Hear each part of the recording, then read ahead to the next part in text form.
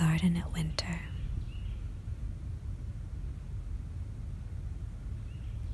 The lakes and ponds are iced over. Frost brings a lacy edging to every leaf and blade of grass covering the ground.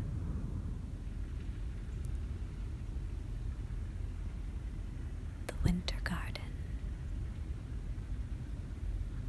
is just as interesting and necessary to explore and appreciate as the garden is in spring or summer or fall. I find the winter garden where voices and even breaths echo to be the perfect place to come, the perfect place to find an environment fairly free of distractions and recenter. There aren't as many people walking around in the winter. And so, when you do pass another explorer, there feels like a special connection is made.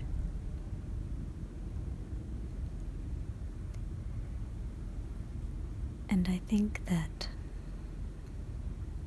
the winter garden does feel more solitary. It's as if everything has closed in on itself a little bit and is taking time to rest and reflect on what it is and perhaps what it will be becoming in the spring.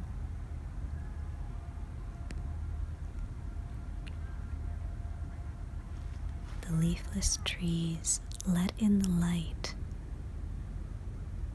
in a way that the full foliage of spring and summer and even the crackling brown foliage of fall never can.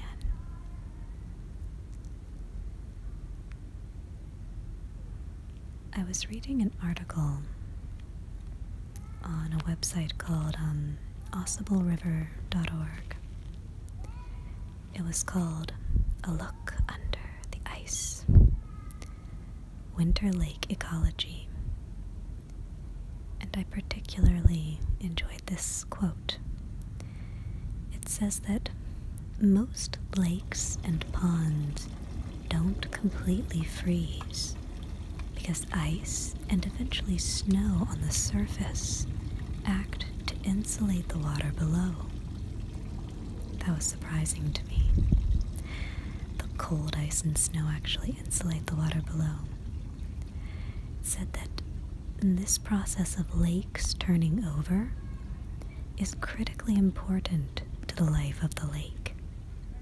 It is these turnover periods, which are initiated by the changing temperatures, that infuse and distribute oxygen throughout the entire water column.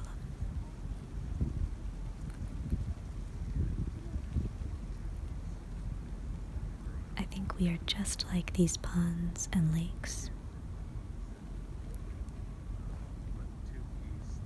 Recently, I've been in one of these periods where I've slowed down a little bit as far as creative production.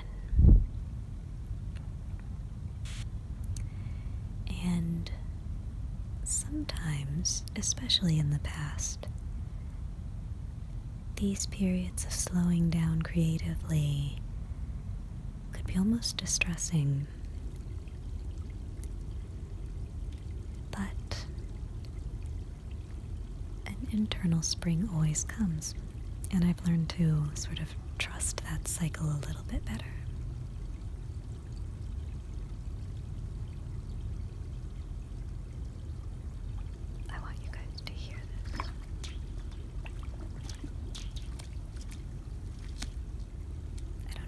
hear the goose getting out of the water, he made the ice do that thing where it kind of sings the thin ice. So yes, these cycles that we go through, and I've gone through them for many years. I'll be very, very productive, especially artistically, and then I'll go through a period where maybe I'll draw a little bit here and there, but I'm not producing a lot. And that's okay.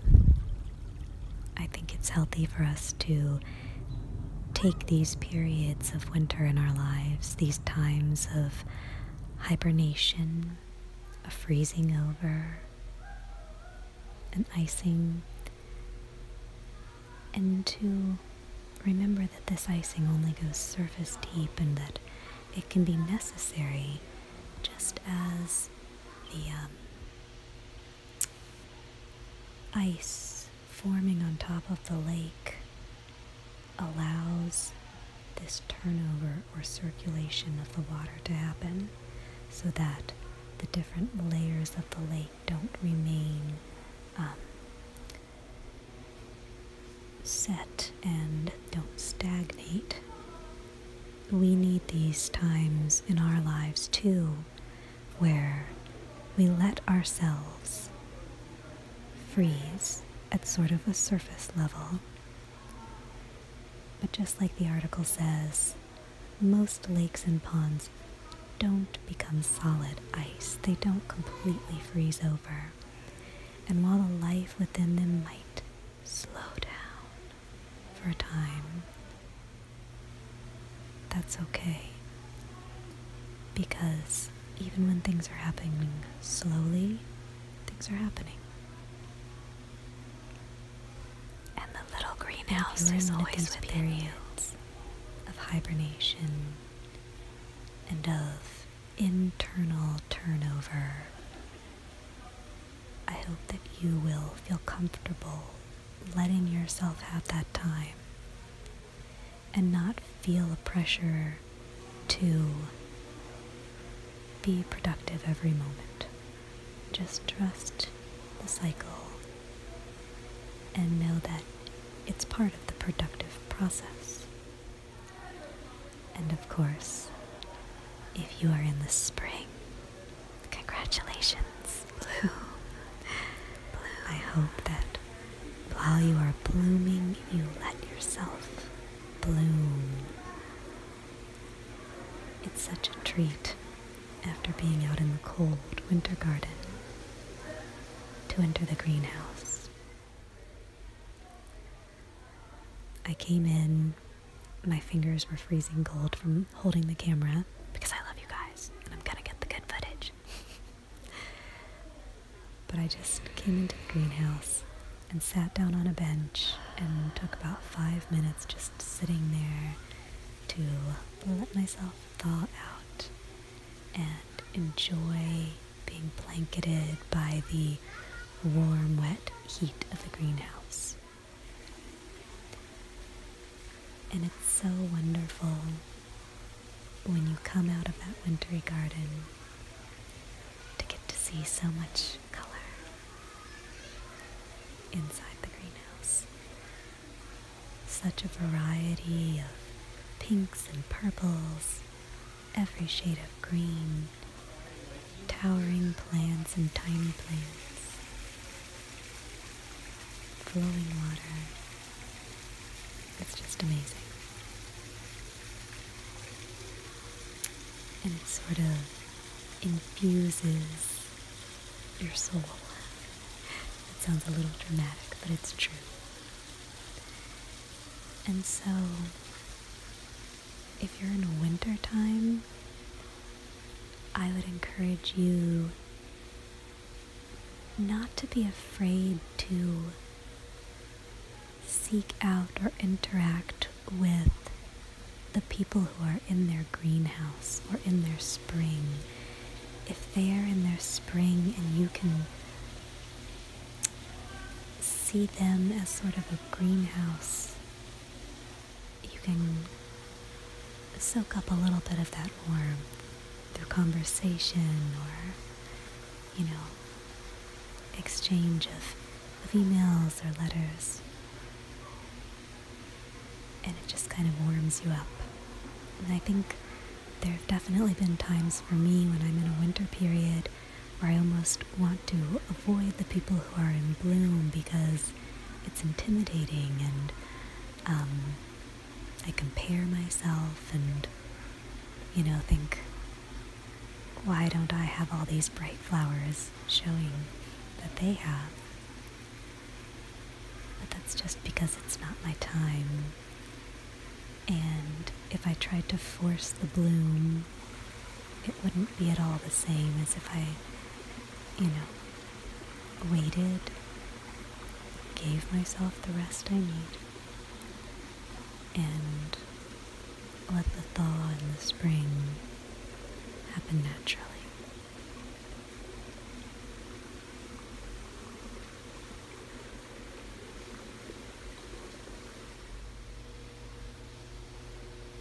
There's a little lending library inside this greenhouse, and when my daughter is with me, she always wants to take something from it. But I just took a peek and let it be today. I love that idea, though. I love these little lending libraries that pop up. The idea of sharing what we've read and learned with each other.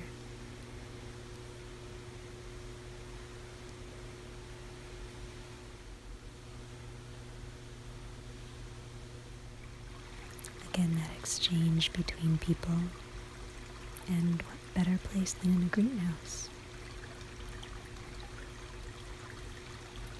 And when we have those greenhouse moments, it's wonderful to really soak them in, to bask in that warmth,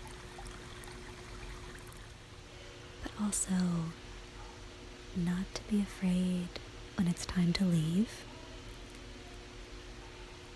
not to be afraid of stepping back out into the cold, because even the winter garden is beautiful. And because we're never frozen straight through,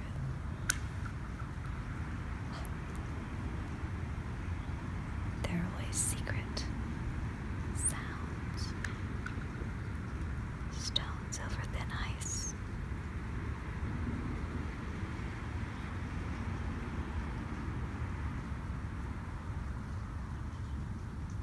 invisible songs that we never knew we could sing, but that echo more beautifully in winter than in any other season.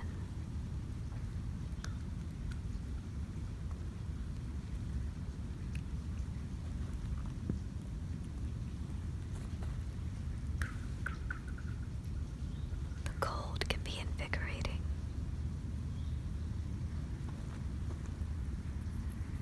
and necessary.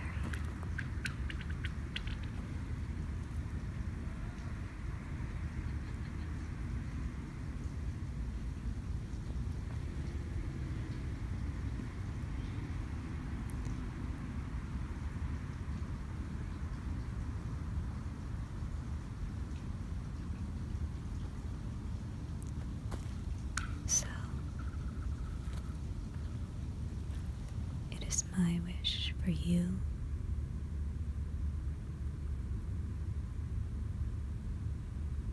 that you will enjoy those times when a thin frost settles, a frost that lets you feel your own form in a different way, perhaps with more clarity.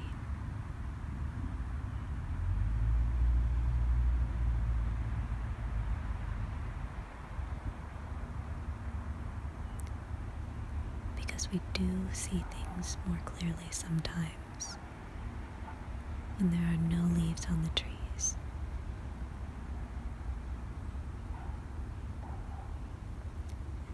Maybe we notice some of the quieter plants and animals that we wouldn't otherwise have noticed.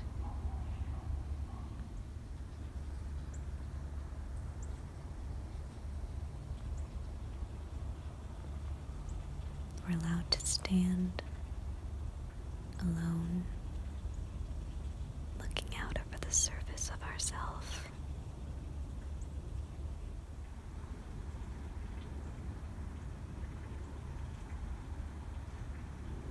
We're allowed to walk inward.